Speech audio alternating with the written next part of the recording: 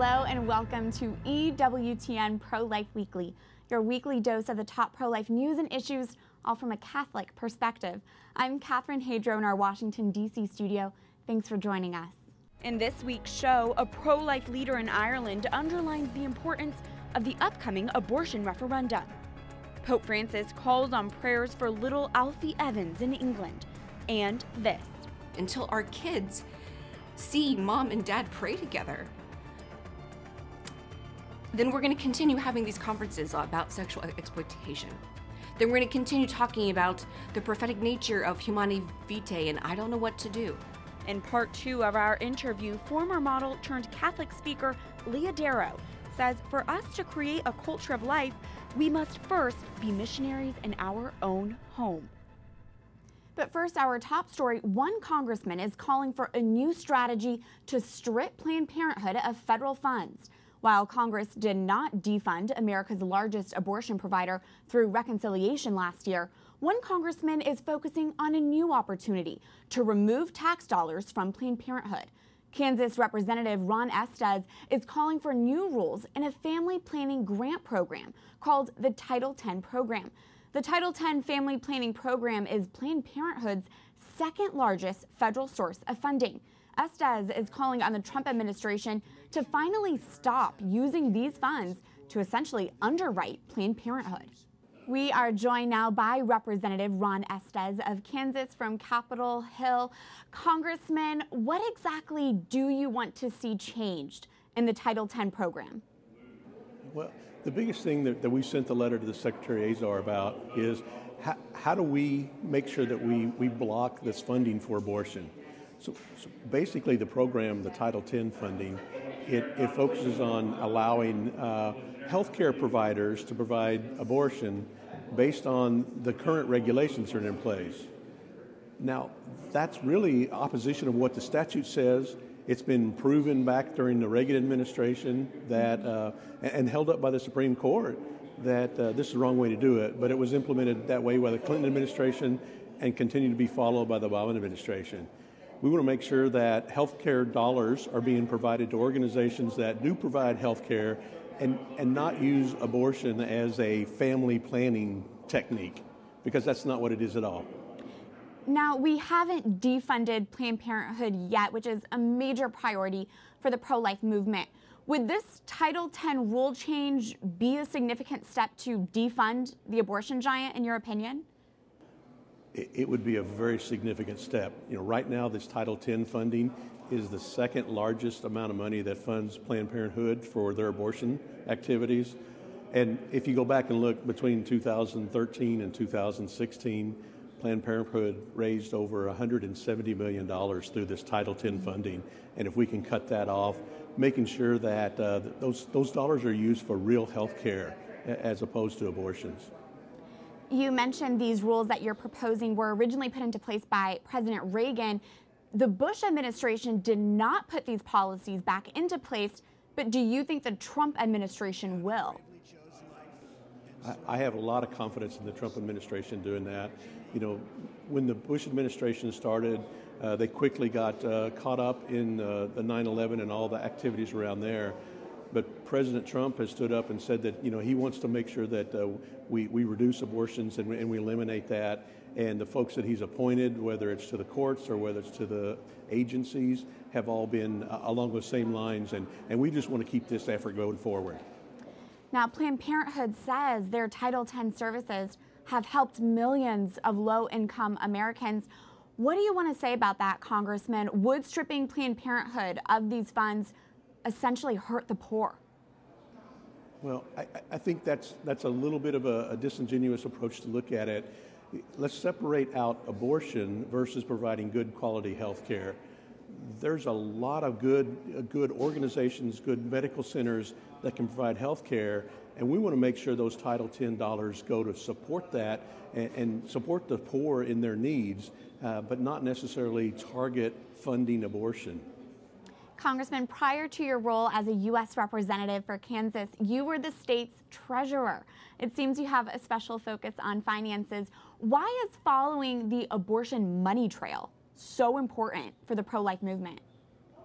It is important from the standpoint of that drives people's behavior based on the amount of money they can get. And we've seen so many unseemly things done in the quest to chasing this money. And we're going to focus on making sure that money's used the way it's been legislative directed to be used and make sure that the programs work the way we want them to provide good quality health care. Representative Ron Estes of Kansas, thank you for your time. Thank you. We are going to continue this conversation with our next guest, a trusted pro-life expert. Mallory Quigley is Vice President of Communications for the Susan B. Anthony List. Mallory, thanks for being here. My pleasure. What did you make of what Congressman Estes had to say about Title X?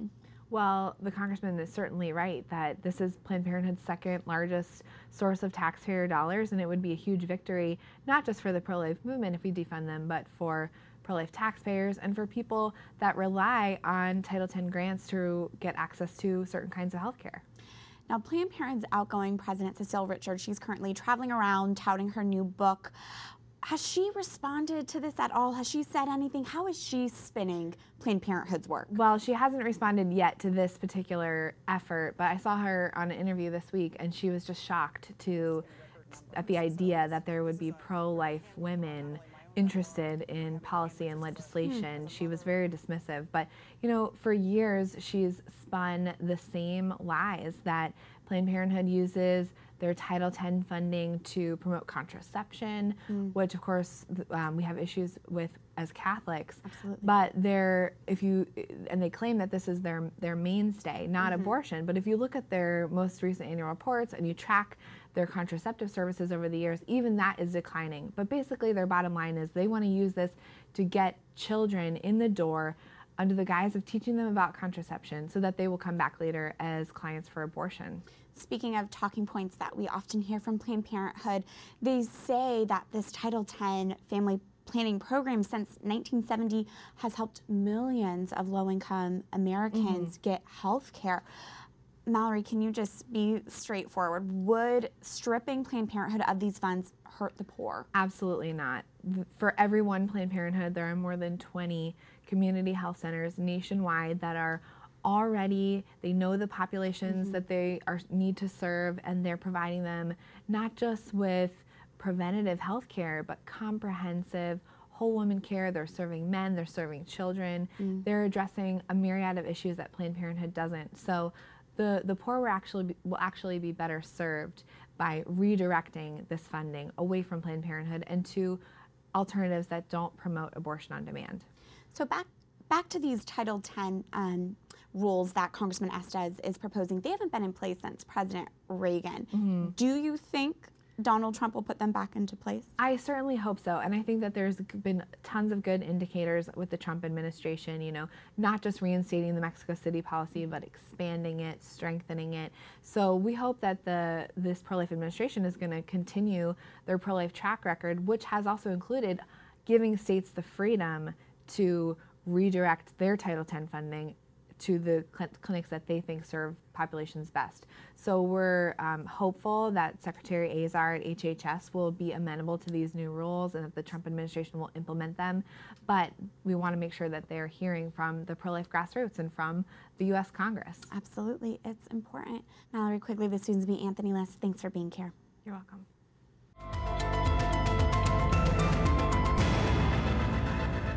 Pro-lifers, for this week's call to action, we are going to tell you a way we can strip Planned Parenthood from a major source of its federal funding. Planned Parenthood is the nation's largest abortion provider, and it receives taxpayer dollars from dozens of federal grant programs. Their second largest federal source of funding is the Title X Family Planning Program. Now, Representative Ron Estes of Kansas is calling for new rules to stop funding for organizations like Planned Parenthood who refer for abortion or co-locate abortion centers in their taxpayer-funded Title X locations. So, pro-lifers, for this week's call to action, here's what we're asking you to do. Go to your internet browser and type in this web address, prolifeweekly.com. Again, that is prolifeweekly.com. At this website, you will choose your members of Congress based on where you live and simply click Send All Messages. We've already drafted the message for you and crafted the wording to fit your member of Congress and his or her pro-life history. Make sure to go to this website and send your message to tell your member of Congress we want to turn off the second largest taxpayer funding stream for Planned Parenthood. Representative Estes is calling for these new rules to stop funding for groups like Planned Parenthood, who refer for abortion or co-locate abortion centers in their taxpayer Title X locations. It is time for the Trump administration to return to the Reagan policy and remove abortion centers from the Title X program. Tell your member of Congress to turn off the second largest taxpayer funding stream for Planned Parenthood by going to prolifeweekly.com. We go now to pro-life headlines from around the globe. He told me one thing, that I am right when I say that no one has the right to take anyone's life away from them apart from God. To get praised by the Pope, you couldn't ask for anything better. Tom Evans, the father of British toddler Alfie Evans, tells EWTN News Nightly about his private meeting with Pope Francis on Wednesday. 23-month-old Alfie Evans has an unidentified degenerative neurological condition. Alfie's father asked Pope Francis for asylum in Italy for his family, so the toddler can be moved to Bambino Gesù Hospital in Rome.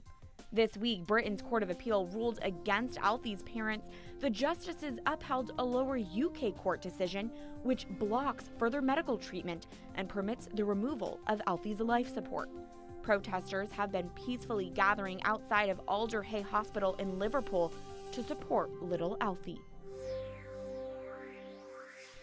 Also in England, a London council approves a buffer zone that forces pro-lifers to be at a distance from abortion clinics. The council's vote was unanimous, possibly paving the way for other parts of the country to take similar action. Pro-life groups in England say the buffer zones will discriminate against women helped through prayer and support vigils. And in Argentina, the nation's Catholic bishops discussed the rising threat of abortion becoming legal in the South American nation. The bishops are gathered together in Pilar, Argentina for their biannual meeting.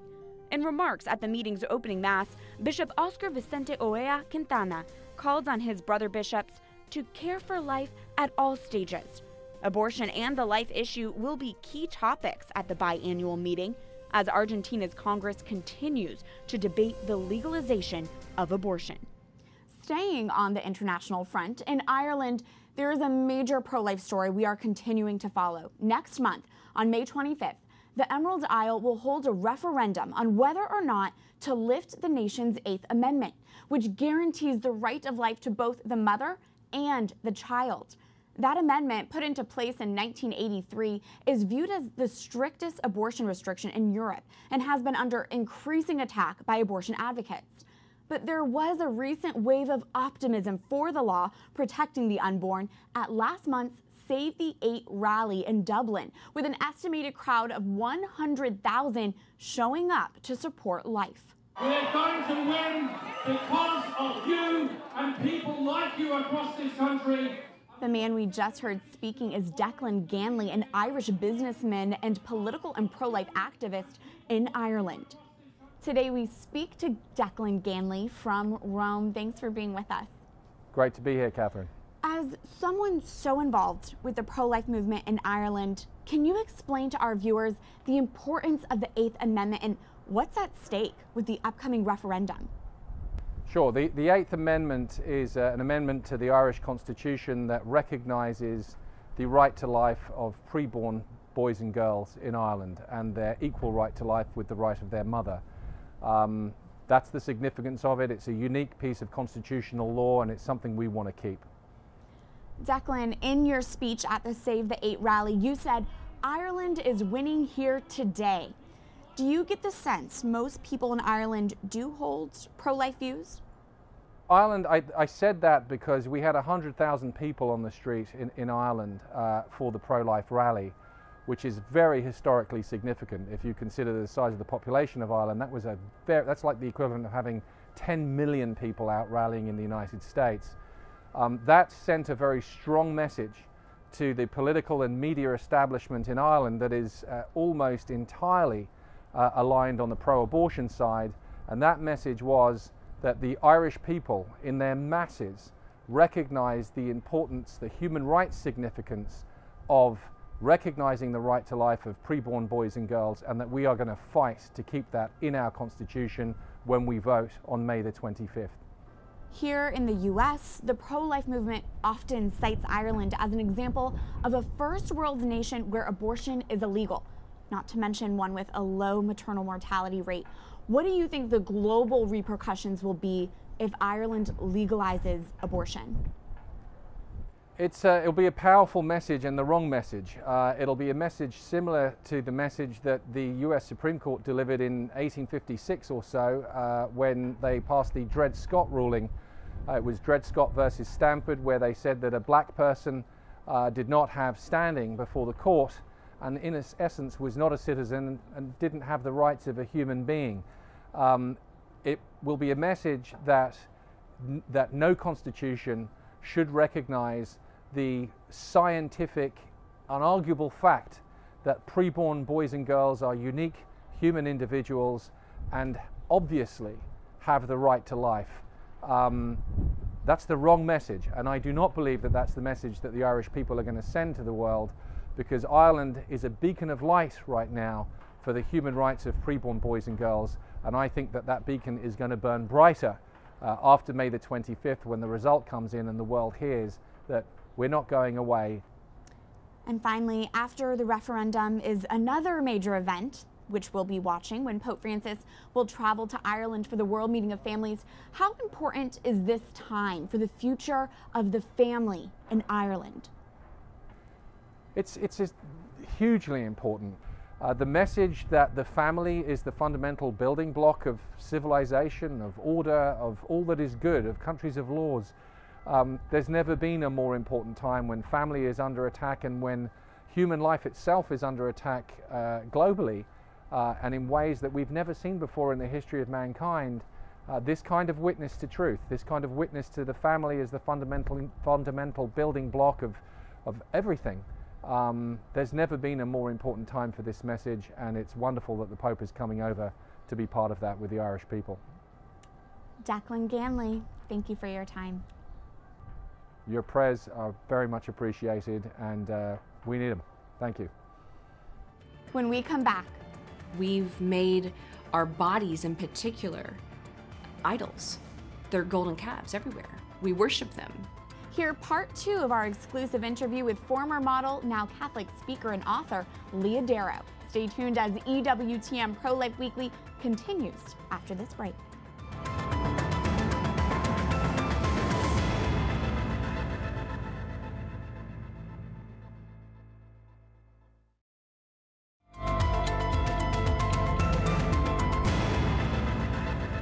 Welcome back to EWTN Pro-Life Weekly. I'm Catherine Hadro. This next story sounds like it comes straight out of some dark science fiction novel, but it's unfortunately part of the culture of death today. At a funeral fair in Amsterdam last week, that's right, a funeral fair, a well-known euthanasia advocate unveiled a suicide machine. Philip Nitsky designed what he's calling the Sarco. The Sarco capsule comes with a detachable coffin and a hookup for a nitrogen container. And what's a devastating invention, if someone wants to commit suicide, they go in the Sarco capsule, press a button, and they are killed once it's filled with nitrogen. This euthanasia advocate, Philip Nitsky, said as a medical student, he was inspired by Jack Kevorkian, or Dr. Death, who assisted in at least 130 suicides. But doctors are not meant to kill. No one is. One biomedical ethics professor and a member of the Pontifical Academy for Life, Daniel Solmasi, criticized this invention as bad medicine, ethics, and bad public policy. Solmasi told Newsweek it converts killing into a form of healing and doesn't acknowledge that we can now do more for symptoms through palliative care than ever before. That's right. We should be telling people who are suffering we can help them. Creating a suicide machine sends the message that some people are better off dead.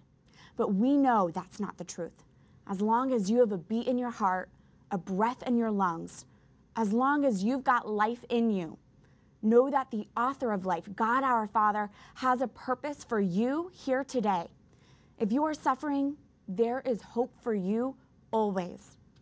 And remember, we can all play a role to counter today's culture of death by following this week's call to action. Go to prolifeweekly.com and encourage your member of Congress to support the Reagan Title X regulations so abortion centers don't receive Title X program funding. As the family goes, so goes the nation, and so goes the whole world in which we live. Those are St. John Paul II's powerful words from 1986, but our next guest reminds us of that same essential message using her own words today. Leah Darrow is a former model turned Catholic speaker and author of the new book, The Other Side of Beauty. Darrow is also a wife and mother. She's currently 8 months pregnant with her 4th child. In part 2 of our interview, Darrow speaks to why we must first build a culture of life in our own home if we want to change the world. Leah, you are a mother to 2 young girls, possibly 3. We'll find out. We'll find out soon. What practical advice do you have for other parents so that when they are raising their young daughters, they can grow up to be modest and chaste, especially as we're discussing, we're in this disordered, kind of warped view of what that means today? Mm-hmm. Well, I'm a new parent. I've only been a parent for 5 years. So I would never venture to say that I know it all.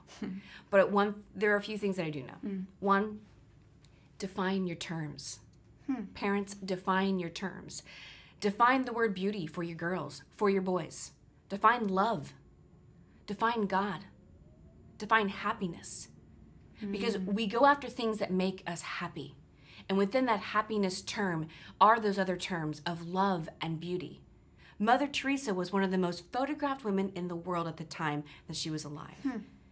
I mean, this is a woman who was barely 5 feet tall, wrinkles all over her face, hunched over because she took care of so many people, deformed feet because she refused to wear the right shoes. She always gave them away. And yet every time someone met her, the one thing that everybody said is that she was beautiful. So as parents, what we can do is that we can define beauty for our kids. We can let them know that it's wonderful that you can look cute in an outfit, but we're so much more than that. Wow. Do you have specifically advice for parents of young boys so that they can truly respect women as they continue to grow in life? Well, for one thing, parents need to just model these behaviors themselves. You know, dads need to be strong. They need to be talking. They need to see, kids will model the behaviors of their parents. So we need to take a look in. I keep going back to Mother Teresa, and there's a story that I love about her. There was a group of, when she came to the United States, there's a group of young women who came to meet her, and they were listening to her give a small talk. And one woman stood up and said, I want to come with you. I want to go to Calcutta. I feel called to help. Wow. I feel called to do this. And she looked at her and she just said no. And of course the woman was taken aback. Right. It's Mother Teresa talking to you. And she just says to her, no, go find your own Calcutta. When Mother Teresa told that young woman that, I think that that's the same message that she and Christ tells all of us. Go home and love the poor. Go home and love your family. And it's really important as adults and as parents that we realize that it starts with us as the parent, me individually as mother, that I'm the poor, that there's poor in me, that there's brokenness within me that needs healing from Christ, that I need to look there so that I can be the example for my kids to let them know that beauty, that hope, that mercy are alive and well. That beauty, hope, and mercy have a name and have a face, and that's Christ Jesus. And I think when our kids can see that in our home, I think that that's when things change. I think that it's not always all these practical tools and Bible studies and conferences, although they're wonderful and they're great, but those won't save us. Only Christ saves us. And until that relationship is rooted, until our kids see mom and dad pray together, then we're going to continue having these conferences about sexual exploitation. Then we're going to continue talking about the prophetic nature of humani vitae, and I don't know what to do. What we need to do is we need to go home and we need to pray and to love our families. Leah, on EWTN Pro-Life Weekly, we often are addressing abortion, but abortion, contraception, cohabitation, they're all connected to the body. Absolutely. There's a huge connection, and I think anybody of faith knows that. They know the connection of when we don't define love in light of Christ, then things start to break down. We allow ourselves to be used for the sake of love. Cohabitation, sex outside of marriage, abortion, contraception, all of these things have been brought into our world in some effort to liberate us. But we've never asked from what. And we never asked, who is the one saying this? And there is a voice in this world that wants to liberate us, in a sense, from truth, from God. And that voice does not come from God. We know where that voice comes from. That voice is from Satan. That voice is evil. I want to continue on with that. I mean, we're on the Global Catholic Network. You're a Catholic. Why do you think the devil, Satan, hates the body and attacks the body so much? I think because we let him. Because we've allowed it. We've made our bodies in particular idols. They're golden calves everywhere. We worship them. I mean, how often do we really think about our spiritual life?